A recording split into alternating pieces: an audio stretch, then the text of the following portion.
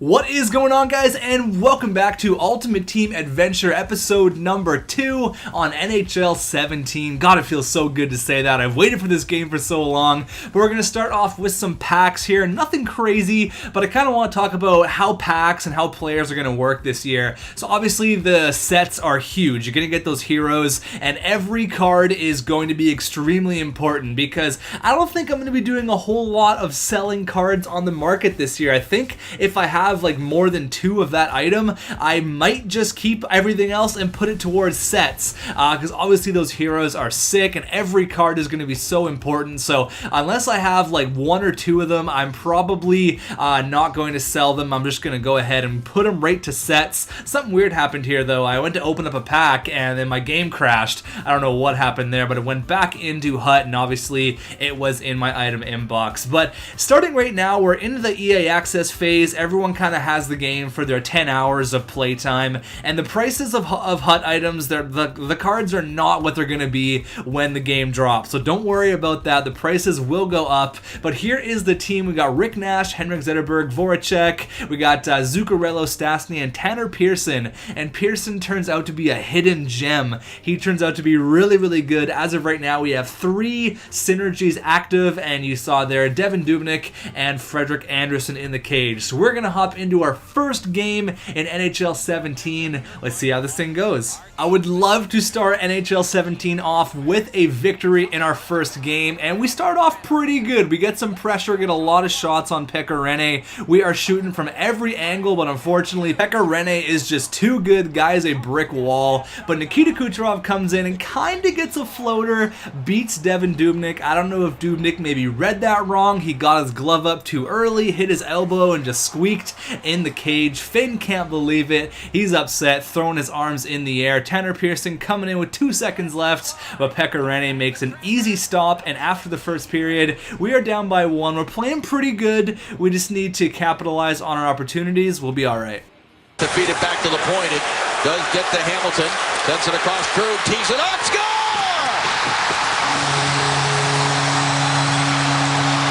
First career playoff game, and Torrey Krug delivers it. Honestly, I'm not even mad. That was such a nice goal. The way he just skated back there with the puck, sucked in the defenseman, and that was just a beautiful shot. Torrey Krug puts him up 2-0. We're actually going to change up our camera here. I used this camera at the tail end of last year, and I thought it really helped out my game, so we're going to see if it does make any difference whatsoever. And I read that play pretty nice. Zuccarello on a breakaway. He's got Shea Weber on his tail. He spins, but unfortunately he runs out of room. We get Ben Hutton with a beautiful saucer pass all the way up to Andrew Cogliano. He's going to make a couple of moves, get the shot, and with the speed, he comes through and he buries it for the first goal for xTechHC for NHL 17. It's Andrew Cogliano getting the achievement there for the manual saucer pass, and we're just going to continue on with the pressure here. Jonas Brodin takes the pass, and he gets a floater past Pekka Rinne literally right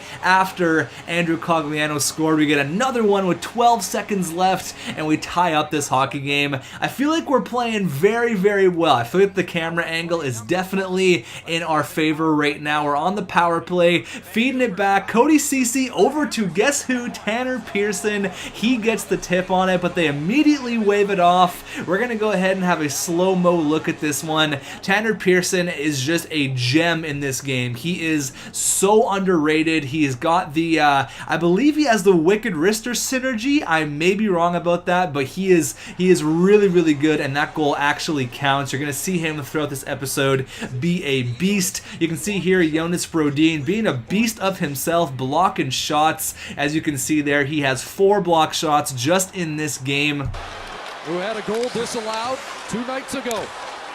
Kucherov wide scores in his wheelhouse. With a minute and a half left, Nikita Kucherov comes in and he scores his 2nd of the game. Finn cannot believe it once again. It was pretty much the exact same goal he scored first time around, makes the deke, and I don't know what is up with Devin Dubnyk's glove. We're headed into overtime, and this is not how I wanted to end game number 1. To Kuznetsov, trying to create the winner now. Kuznetsov steps right in, score! Magical! Yevgeny Kuznetsov in OT. And that's what superstars can do. You burn a guy one-on-one and it's game over. Caps victorious. Game over. Kucherov and then Evgeny Kuznetsov. All the ovs are just getting us right now. Unfortunately, we dropped game number 1. I felt like we played good enough to win, but unfortunately, he had a big night. Torrey Krug, 3 points, and that is all she wrote for game number 1. We are going to make a team change here, and that's going to be getting rid of Henrik Zetterberg. I know I've only played 1 game with him. He's been my biggest pull as of NHL 17, only in the first couple of days, but I don't like his card. I didn't like it last year. I just can't see myself meshing well with Henrik Zetterberg, unfortunately, so I'm going to put him up for 125k, and I really don't know what to expect because right now everything is so cheap during the EA access. It may be a mistake to put him up, but hopefully he does get bought out for 125k. I'll be pretty stoked about that. Just some stuff here I'm going to put up on the market to see what I can get, but once the game fully drops, it happened last year, the prices go way up, and don't worry, your stuff will not be this cheap forever. So I'm gonna go in here with the sets, and I'm gonna trade in 10 logos to get a gold collectible, and you need the gold collectibles to eventually get your hero cards in the set, so it's quite a process. You can trade in your gold coaches, your jerseys, all that stuff. You get to trade in 10 of them. You get 1 gold collectible, so you trade that gold collectible in. I believe it's 10 or it might be 5. You trade either 5 or 10 of those for a carbon collectible, and you also need those to complete your set. So it's definitely not an easy thing to get these heroes. You're definitely going to have to work for them. Pretty much have to give the entire team plus a whole bunch of carbon collectibles. It is not easy. It is not easy at all. But I decided to go ahead and do Montreal here. I had an extra Alex Radulov, so I'm going to go ahead and throw him in there. He did get upgraded, by the way, because he does have the 86 overall. At the start of HUT, he was an 83 overall. So that's kind of cool. He got the upgrade. I'm just putting all of the random Montreal Canadian cards that I have in the set, just trying to get as many players as I possibly can in there. I have a few jerseys as well, and obviously Kirk Muller isn't the best hero available, but I want to get a hero early. I may use him, but I also may put him on the market. He's going to be worth a lot come day 1 of NHL 17. So we have a few items in there. We get a trade offer for Henrik Zetterberg. It's pretty decent. I was thinking about taking it, but at the end of the day, coins really do matter right now, and I'd rather have the coins. So we're going to move Nazem Kadri up to the first line. I liked Kadri's card last year, as you remember from Pack Attack. He was a beast. We're going to go ahead and use Frederick Anderson this game. You saw Devin Dubnyk didn't get fatigued, so goalies do not get fatigued this year, just so you guys know. That's also because there's no healing cards and there is no captaincy cards in HUT this year. Just so you guys know, just a little bit of information if you were not aware. So Rick Nash is the highest overall player on this team. It is his team right now, and he starts it off with a bang.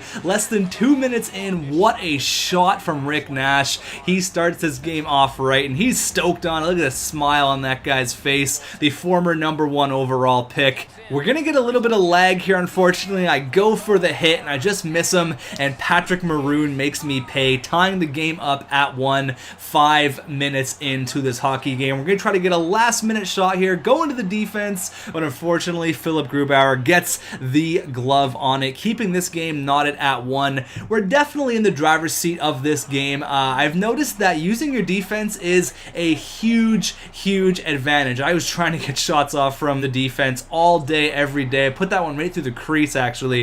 But using the defense, I think, is how I'm going to score a lot of my goals this year. And with 30 seconds left, you can see here Jordan Staal gets a goal pretty much from the exact same spot that Patrick Maroon scored from. Look at Nazem Kadri with the dangles. He does all the work, but Rick Nash gets his second goal of the game. He's looking for the hat trick after this. He just took all the glory there. And then Brown knocks down Donskoy. Here's a break for LA. Tanner Pearson scores! Tanner Pearson, my secret weapon, my boy, gets a huge goal there, putting us up 3-2. Nazem Kadri doing all the work once again, finds Rick Nash, but unfortunately, he doesn't get the hat trick. The Zebra says no, no goal. Getzlaff throws it in the slot, quickly cleared away, and it's a 2-on-1. It's Kadri and Santorelli. Kadri traps, shoots, scores! A beauty! And it's 4-1!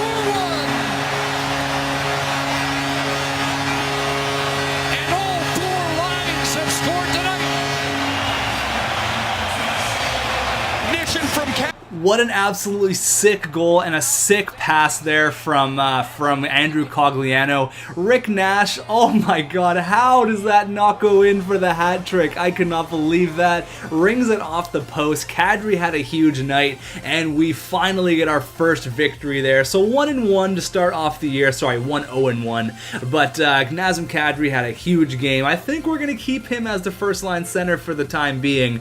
Look at we just absolutely killed this guy. Kadri had 3 points, Nash had 2 goals, and the secret weapon, Tanner Pearson, had a big goal there. Still trying to sell Henrik Zetterberg. He's going to be on the market for the foreseeable future. I don't know if 125k is going to get it done or not. We actually ended up selling one of those John Gibsons, but throughout a couple of games here are the stats. You can see there Kadri had the big 3 points last game, so 4 points in 2 games for Nazem Kadri. Not bad at all. We're going to make another team change here. If I got to have Pearson firing on all cylinders, I got to get him with some good wingers, and I didn't like Zuccarello. He felt a little bit too small, so we're going to put him with Voracek. He was one of the free players that unfortunately I cannot sell, so that means that our offensive juggernaut synergy is now gone, so I'm going to have to look for someone to replace that eventually. I am doing some work on this Montreal Canadiens set, though. I'm getting some gold collectibles in there that we got earlier in the episode. You can see there 20 out of 45 items. We're missing a few players. I need Pacioretty, I need Shea Weber,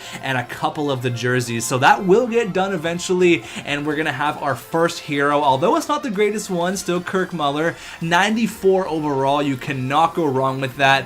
Hopefully it's going to be a lot of fun to play with, but I want to thank you guys for watching. It's going to be the end of this video. Episode number 3 will be out before you know it. Thanks for watching, guys, and we'll see you in the next one.